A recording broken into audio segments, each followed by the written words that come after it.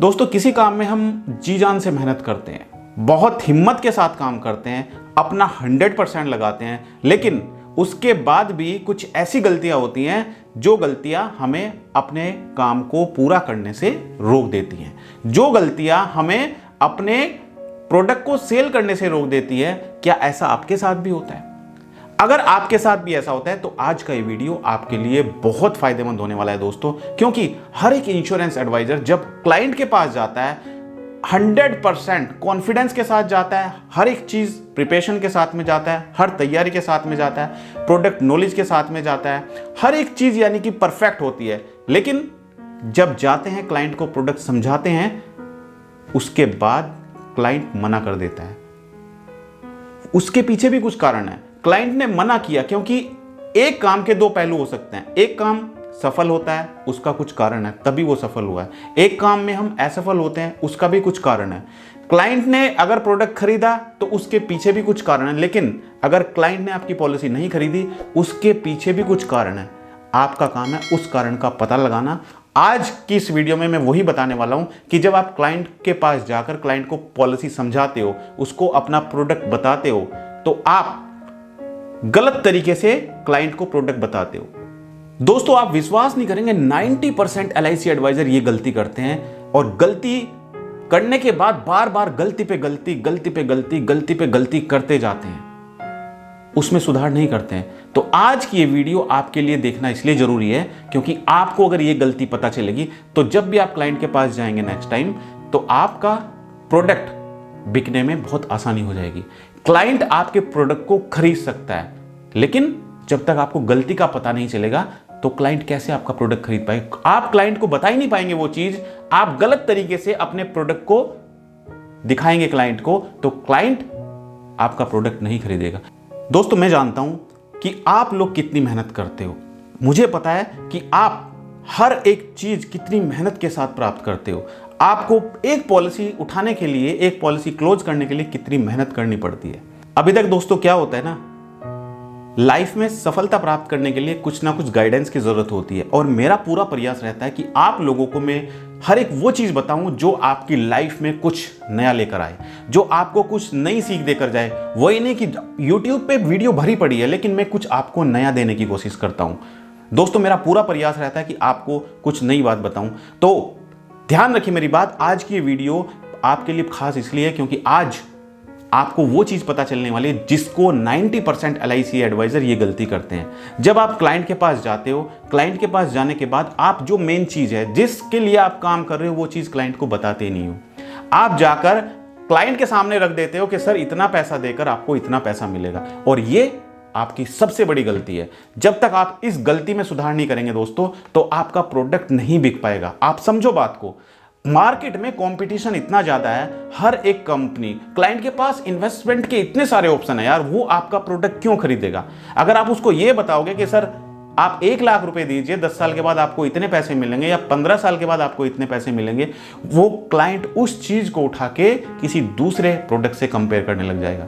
हो सकता है वो फिक्स डिपॉजिट एफडी से कंपेयर करने लग जाए, हो सकता है वो पोस्ट ऑफिस स्कीम से कंपेयर करने लग जाए, हो सकता है वो म्यूचुअल फंड से कंपेयर करने लग जाए, हो सकता है वो आरडी से कंपेयर करने लग जाए। यानी कि क्लाइंट के पास इतने सारे ऑप्शन है कि क्लाइंट किसी और से कंपेयर कर लेगा, और उसको जहां पर ज्यादा रिटर्न मिलेंगे वो उस प्रोडक्ट को खरीद लेगा। तो क्यों ऐसा ऑप्शन दे रहे हो क्लाइंट को? ऐसा ऑप्शन आपको क्लाइंट को नहीं देना है।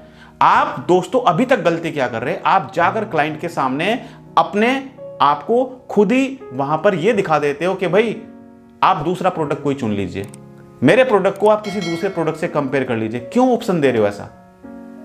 अगर आप क्लाइंट को ऐसा कुछ बताओगे जो यूनिक है, जो क्लाइंट के फ्यूचर के लिए काम आने वाला है, जो क्लाइंट की जरूरत है, आप वो चीज क्लाइंट को बताओगे, वो चीज उसको कहीं और मिलेगी नहीं।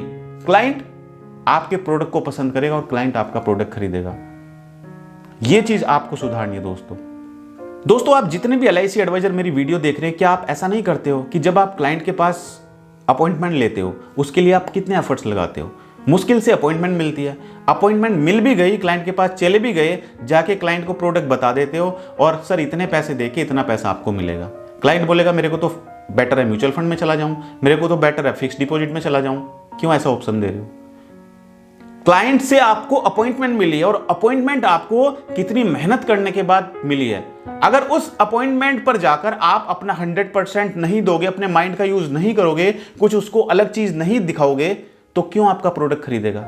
आप खुद देखिए दोस्तों, YouTube पे कितनी वीडियो पड़ी हुई है।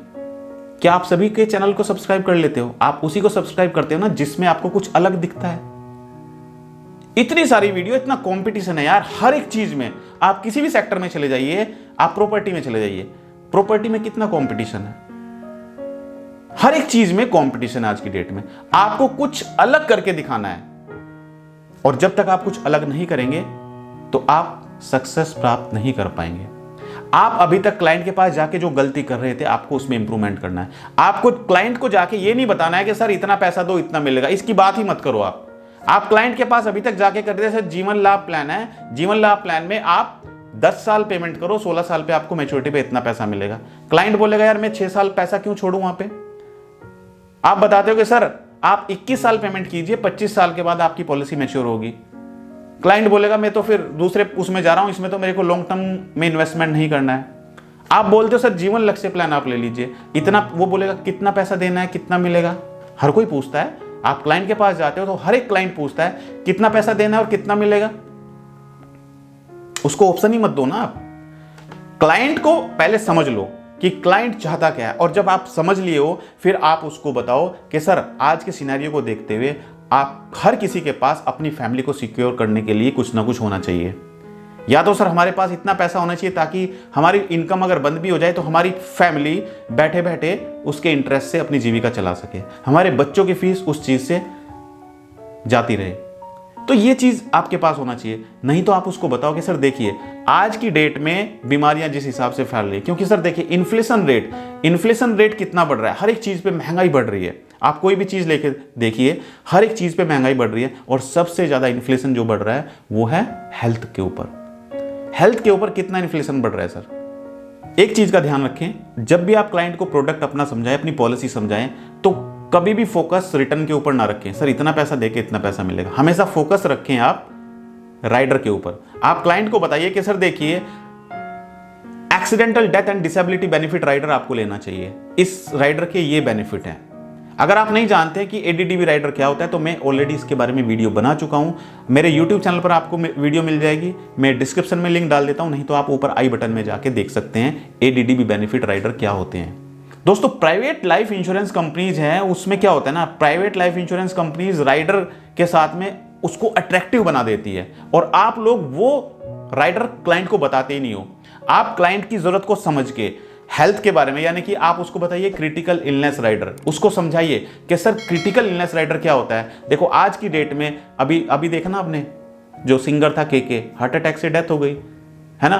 तो हर कोई हेल्थ को लेके बहुत कॉन्शियस है, तो आपको समझना चाहिए कि हमारी हेल्थ के लिए क्रिटिकल इलनेस राइडर और हेल्थ पॉलिसी होना बहुत जरूरी है। क्रिटिकल इलनेस राइडर अगर है, अगर किसी को कोई मेजर डिजीज है, कोई क्रिटिकल डिजीज डिक्लेयर हो जाती है, तो उसमें company lump sum amount policy holder को दे देती है उसके ट्रीटमेंट के लिए। अगर किसी को सपोज कैंसर डायग्नोज हो गया है, तो उसमें भी अलग अलग स्टेज होती है, कुछ प्लान्स होते हैं जिसमें स्टेज के अकॉर्डिंग मिलता है कि इस स्टेज पे इतने % मिलेगा, इस स्टेज पे इतने % मिलेगा। तो ये चीज आपको देखनी है, ये चीज आपको प्रोडक्ट के अकॉर्डिंग बतानी है। जब भी आप क्लाइंट को बताएं तो क्रिटिकल इलनेस राइडर के बारे में बताएं। हाँ मैं मानता हूं कि क्रिटिकल इलनेस राइडर या टर्म राइडर या कोई और राइडर आप देंगे तो उसमें मेडिकल चेकअप जरूर आएंगे, कोई बात नहीं, मेडिकल चेकअप आने दीजिए, कम से कम आपकी पॉलिसी क्लोज हो रही है। हेल्थ कंडीशन अगर क्लाइंट की अच्छी होगी तो बेटर है, पॉलिसी उसकी इशू हो जाएगी। और कल को उसको कोई दिक्कत भी होती है, आज उसको कोई दिक्कत है, उसका मेडिकल चेकअप होगा तो कोई बात नहीं, कम से कम उसको फ्यूचर में जाके कोई प्रॉब्लम तो फेस नहीं करनी पड़ेगी ना, कि उसने 10 साल प्रीमियम पे किया और क्लेम रिजेक्ट हो जाता है, ऐसा कुछ नहीं होगा। तो ये चीज का खास ध्यान रखें, आप अपने क्लाइंट को राइडर के बारे में जरूर बताएं कि सर क्रिटिकल इलनेस राइडर, देखिए क्रिटिकल इलनेस राइडर में अगर कोई बीमारी डायग्नोज हो जाती है तो उस बीमारी के इलाज के लिए कंपनी एक लमसम अमाउंट, जितने सम एश्योर्ड की आप पॉलिसी लेते हैं वो सम एश्योर्ड पॉलिसी होल्डर को पे कर देती है। ये आप क्लाइंट को एग्जाम्पल देके समझाइए, आपको एग्जाम्पल देके समझाना है। क्रिटिकल इलनेस राइडर बताया। दूसरा होता है, सर देखिए accidental death and disability benefit rider, अगर पॉलिसी होल्डर की डेथ ड्यू टू एक्सीडेंट हो जाती है, पॉलिसी होल्डर की मृत्यु हो जाती है, तो उस केस में जो भी उसका बेसिक सम एश्योर्ड होता है उसके साथ साथ उसको एक्सीडेंटल का जो सम एश्योर्ड है वो भी उसको मिलेगा। तो एडीडीबी राइडर का बेनिफिट क्या है, ऑलरेडी मैं इसके बारे में वीडियो बना चुका हूं, अगर आपने नहीं देखी है तो मेरे यूट्यूब चैनल पर जाकर आप accidental death and disability benefit rider के बारे में वीडियो जरूर देख लें, क्योंकि जब आप क्लाइंट के पास जाएंगे ना दोस्तों, यही छोटी छोटी चीजें होती हैं जो आपके प्रोस्पेक्ट को सेल में कन्वर्ट करती है। क्योंकि आपने अभी तक जितना अपने एफर्ट्स लगाए हैं, आपके एफर्ट सफल हुए हैं, आपको अपॉइंटमेंट मिल चुकी है, अपॉइंटमेंट लेने के बाद आप क्लाइंट के पास पहुंच चुके हो, अब आपको उस अपॉइंटमेंट को, उस प्रोस्पेक्ट को सेल में कन्वर्ट करना है। और सेल में कैसे कन्वर्ट कर पाएंगे आप? ये छोटी छोटी चीजें, ये छोटे छोटे राइडर्स, कहने को छोटे राइडर हैं लेकिन इनका महत्व बहुत ज्यादा है। आप ये चीज क्लाइंट को बताओगे, accidental death and disability benefit rider, term rider आप बताएंगे क्लाइंट को, आप premium waiver benefit rider client को बताएंगे, क्रिटिकल इलनेस राइडर क्लाइंट को बताएंगे, तो ये चीज उसको, आपके प्रोस्पेक्ट को सेल में कन्वर्ट कर सकता है। क्लाइंट को आप देखिए, आप खुद भी समझिए, जो क्रिटिकल इलनेस राइडर होता है ना, critical illness rider client health policy में भी ले सकता है, मेडिक्लेम पॉलिसी है, मेडिक्लेम पॉलिसी में भी क्रिटिकल इलनेस राइडर ले सकता है, और टर्म राइडर या फिर एंडोमेंट पॉलिसी के साथ में भी क्रिटिकल इलनेस राइडर ले सकता है।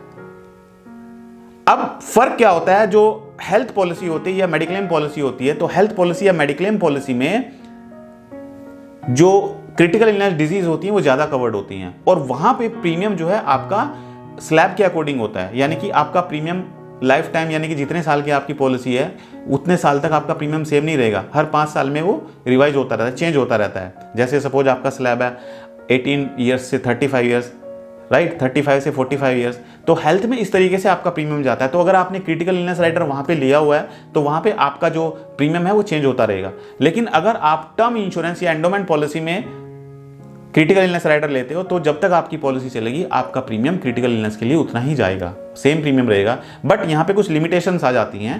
क्रिटिकल इलनेस राइडर अगर आप लेते हो टर्म पॉलिसी के साथ में या फिर एंडोमेंट पॉलिसी के साथ में, कुछ लिमिटेड यहाँ पे जो क्रिटिकल इलनेस डिजीज होती हैं वो कवर्ड होती हैं, राइट। तो आने वाले वीडियो में कोशिश करूंगा कि आपको क्रिटिकल इलनेस राइडर्स के बारे में एक सेपरेट वीडियो बनाऊं जिसमें आपको बताऊं मैं कौन कौन सी बीमारियां कवर्ड होती हैं।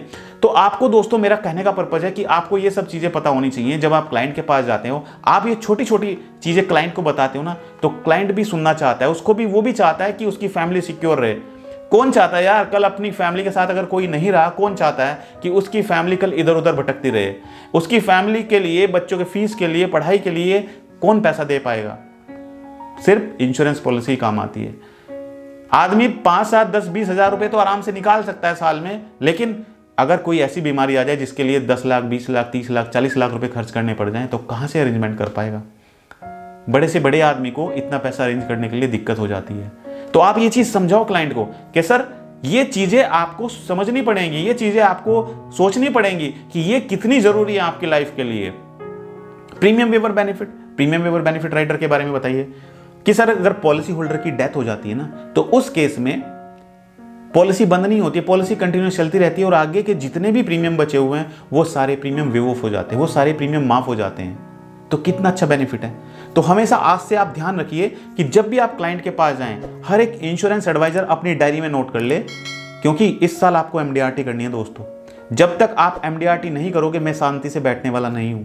रोज आपको कुछ ना कुछ नई सीख देके जाऊंगा।